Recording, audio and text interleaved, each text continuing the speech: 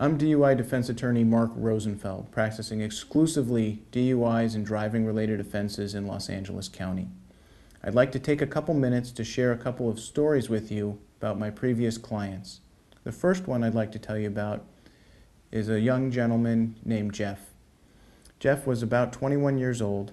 He was driving southbound on the 405 freeway, and he was involved in a single vehicle auto accident, a rollover off the side into the ice plant.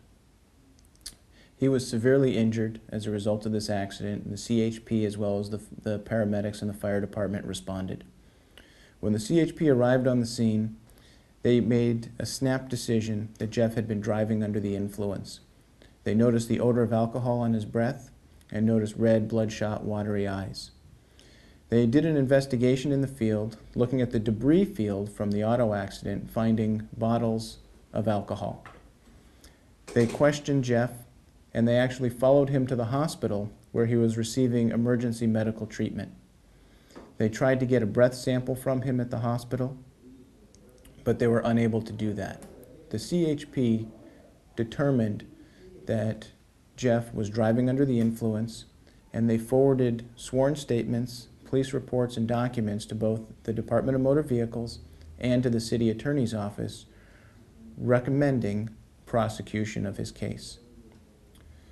My team rolled into action when we were retained by the family, went out to the scene, investigated the officers, and we contacted the city attorney, and we let the city attorney know what really happened and that Jeff was not driving under the influence.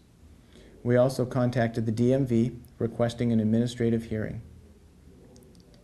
The city attorney's office, after receiving our background documentation, the homework that we did, decided that the case was not appropriate for filing and rejected the case, sending it back to the CHP, telling them that this was insufficient for the city attorney to prosecute.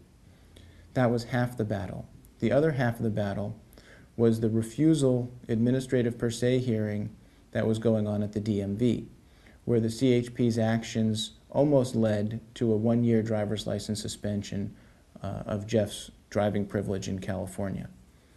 We were able to present our evidence to the DMV hearing officer and convince the DMV that we were able to convince the DMV hearing officer that an administrative action in this case was inappropriate, and the DMV set the matter aside, taking no action, letting Jeff get back to healing and get back to his regular life.